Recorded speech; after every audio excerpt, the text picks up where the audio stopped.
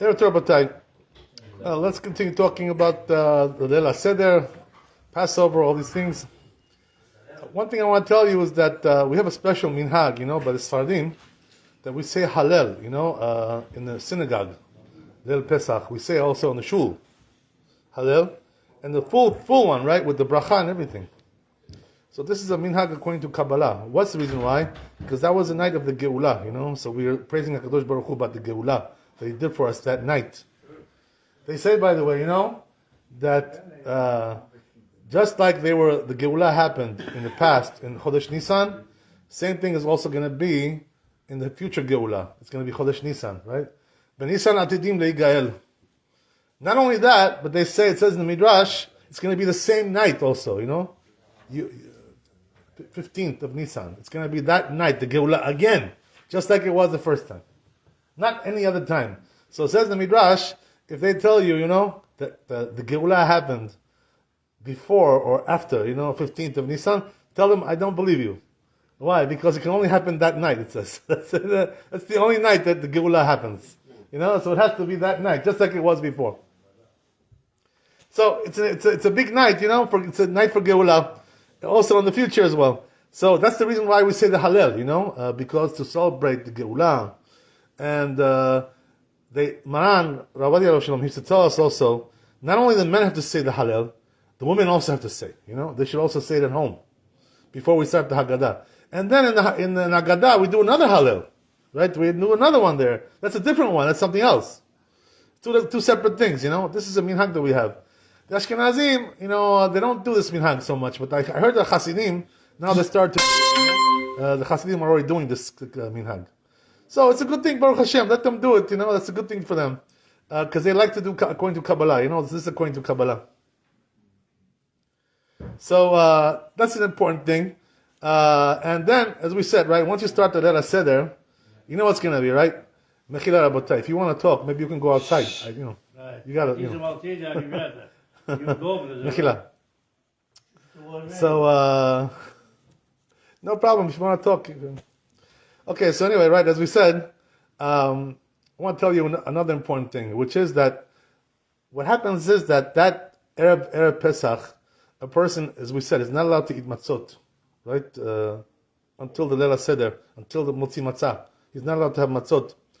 So the thing is, also he's not supposed to have a seudah, too close to Passover, because then he's not going to be hungry for the matzot, So he's not supposed to eat. But he's allowed to have a snack, So what does that mean? Once they make the kiddush, Leil Seder, the kiddush, people are now hungry, because they're going to do Haggadah. It's going to take like an hour or 2 hours, I don't know, whatever, It's going to take some time to read the Haggadah. So, therefore, the rule is you're allowed to eat at that time. What does that mean? To have a little snack, betzah. That's why, the minhag is, right, that they bring out, the eggs, right, and they start playing with the eggs and the kids and all that, right? There's a custom like this, Why they bring out the eggs like this? Because they want to have a little snack, before they get to the Motzi Matzah, right, before they get to the Seudah. This is the reason why, right? So, therefore, if a person wants to do that, have a little egg, because otherwise you're going to be hungry 2 hours, 3 hours, you're not going to be eating. You know what I mean? So, who can wait that long, I'm sorry? Because once you make kiddush, you're allowed to eat. That's the thing. Once you make kiddush. That's the thing, So you're not allowed to have a seudah at that time, but you can have a snack. So you can have a betzah, you can have some chocolate, some fruit, something like this, just to keep you over until you get to the motzi matzah, right? Until you get to the seudah. That's the way it is. So it's a very good thing to do, by the way, to have a little snack, because this way, your brain is going to be working good, for the Haggadah. And you're not going to fall asleep, get tired. I'm sorry? Energy boost. Yeah, energy boost. Yeah, exactly. That's the thing, So you need that sometimes, So don't be shy, Don't say, I can't eat now. I have to wait. Well, you don't have to wait. You have a little something now also.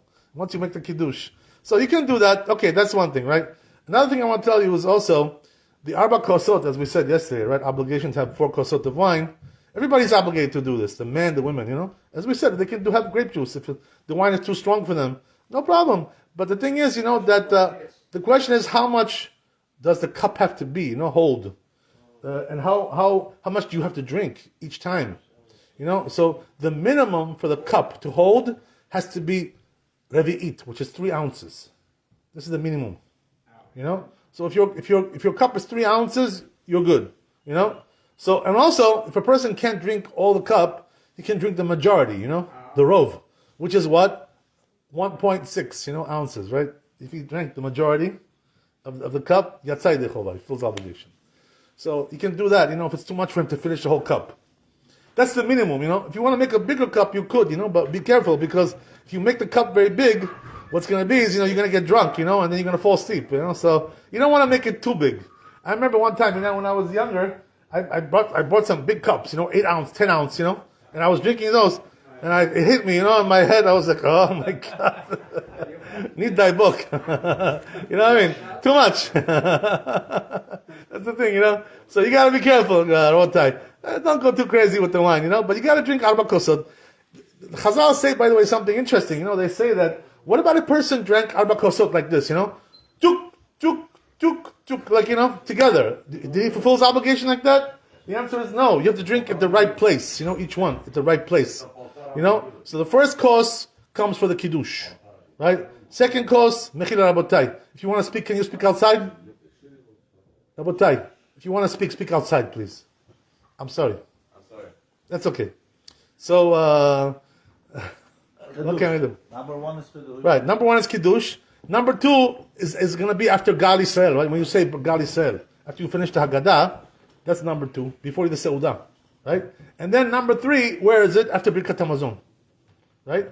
And then number 4, after Hallel, right? When you finish the whole Hallel, the beginning, the end there, right? That's when you do the fourth cup. So you got to do it like in this order, like that. If you do it like tuk tuk tuk tuk, it's no good, like that. That's also true. So so you got to be, you got to do everything in the right way. So the question is like this, right? We have 4 cups. Do we bless for each cup Borei Pri HaGefen? So the truth is, the Ashkenazim, they bless for each cup, all 4 of them. They say Borei Pri HaGofen, right? HaGofen, right? They say, right? We don't do like that. We only bless for 2 cups. Which one? The Kiddush, and also after Birkat Hamazon. That one, But the other 2, we don't bless on them.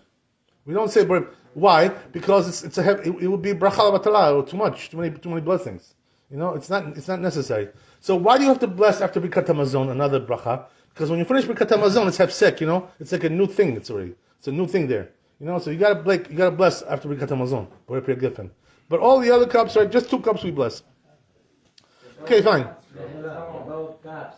Yeah. Usually Shabbat we using 1 cup big one, but the Pesach we Yeah. use small one. Yeah, 3 ounces. Okay. Not a shot glass. Like 1 ounce. Like a shot glass.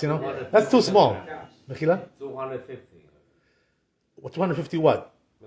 That's very large. Minimum you need 80. 80 is enough. Yeah, minimum. If you want to do 250, that's already big time. Big time. That's already a big one. Okay, it's good. You could do it, but be careful. Don't get drunk. That's the thing. Another thing, Rabbi, I have to tell you, right? For each of the 4 cups, when you drink them, you got to be heseba, reclining to the left side, right? Why? Sorry? Why? Because this is derech. You know what this means? That in those days, when a person was emancipated, free man, after he was eved, he was slave, he would sit, like this, like free man, recline on the left side. That's why we do recline like that. Right, like, exactly, like a noble man, whatever, right? Like something like that. So you gotta recline, if you didn't recline, you gotta drink again, one more time, so you gotta make sure, that you do it, the reclining. It's a very important mitzvah, If you didn't do it, you lost the mitzvah. You gotta do it again. So, you know what they do, right? The smart people, they bring like a pillow, like this, to lean on the recline on the left side. So this way, like a nice cushion there, whatever, because otherwise if you're sitting straight, no good, right? Like a regular. So you got to recline for that. Also, when you eat the matzah, also you got to do heseba when you eat the matzah, right? The first matzah that you eat, right? You got to recline on that one also. So what do you do, right? How do you do it? You bring 3, right, matzot to the table. 3 matzot shmurot, right? Shmura, the round ones, right? And what you're going to do is, you're going to bless 2 blessings, right? And alachilat matzah. 2 brachot. right? Because you're doing here a special mitzvah, of the kazait, of the matzah. So therefore you have to bless ala chilat matzah. Right? That's the way it's done, So what you do is, you pick up the top one, which is a whole piece. The middle one is broken, right? Because you already broke it for the afikoman, right? Yeah. You took the afikoman, you put it somewhere else, right? You hit it, whatever. You put it somewhere. You give it to the kids, whatever, right? Whatever they do. So now you got two. You don't pick up the bottom one. You pick up just the top one and the broken one, right? So what they say is, since you make two brachot, hamotzi is for the top one, and alachilat matzah is for the middle one. So what you got to do is, take from both of them a little bit, from both, And lechatchila they say you should have two kazait over there. Why? Because you made two brachot, one on this, one on this. But if he ate one kazait, right? But the avad yatzai dechova, full obligation, one kazait. So how much is a kazait? In weight, this is 27 grams, But, if you're not weighing it, right? So how do you see with your eyes? Not everybody brings a scale, to the Agadah, They're going to bring a scale over there. I mean, some Ashkenazim, by the way, they do this. They bring a scale, They weigh everything. But how can I tell? He's going to tell you the hand. They bring a scale, and they weigh it. Can you imagine? How you can say by eyes? How do you say it by eyes? But that's the question. A person, really, the truth is, if you're a smart guy, you don't need a scale. So how do you do it? Good eye. What do you have to see? Like half the size of an egg. That's good enough. You see, how big an egg is, right? Half an egg. That's kazait. So if you eat that much, you're good. It's not really that much. Half an egg, nothing. Because our eggs today are very small. You know what I mean? You ever notice that? They're tiny. The eggs today. They're also very expensive. The prices have shot up. But that's a different story. I'm not getting into politics now. But anyway, right? So half an egg is good, right? So what you do is, if you want to be machmir, eat a whole egg, for the first one, because it's two blessings over there. So if you want to be a gibor, to eat good, eat a whole egg size, But b'diavad, if you ate half an egg, yatzai dechovah, full obligation. So it's not really that much, So how much is it, right? Like 1/3 of a matzah, that's good enough, like the round ones, because they're big, those are.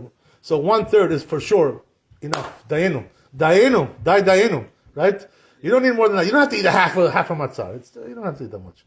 So then what happens is, you have to eat that reclining, as we said, right? That kazait. And then, after that, what do? Right? We eat the maror. Right? That's the next step. Right? What do we bless on that? Allah chilat maror. This is the bracha that we make on the maror, right? So as we said, right, last time, what should the maror, exactly, what should the maror be? Right, the best one is romaine lettuce, If you want to bring chen, you're going to get a big problem, right? This is the custom of the Ashkenazim, they used to use crane in Europe. You know what I mean? You know why they use crane? Not because it's a good one. It's not good. It's too sharp. But the problem is that in Europe, probably they didn't have, lettuce over there, because it grows in only warm climates. You know what I mean? Romaine lettuce doesn't grow in cold climates. Europe, it's cold. So they had to bring it, import it from a different country. In those days, it wasn't so good, the import, import, export was not so good. So they didn't have it over there. That's why they use chen, this is the reason why. Not because chen is good. It's not good. It's no good. Too sharp, too much, you gotta, it can burn, this thing is burned. It's like fire, it's ash. It's too much, So, okay, whatever. So, do yourself a favor, go to the kosher store, go buy some romaine lettuce, kosher one, greenhouse grown, glad kosher, right? This way you just wash it in the sink and it's ready to use. That's the best way to do it. They say, chasa, right? That's what they call it, romaine lettuce in Hebrew. They call it chasa.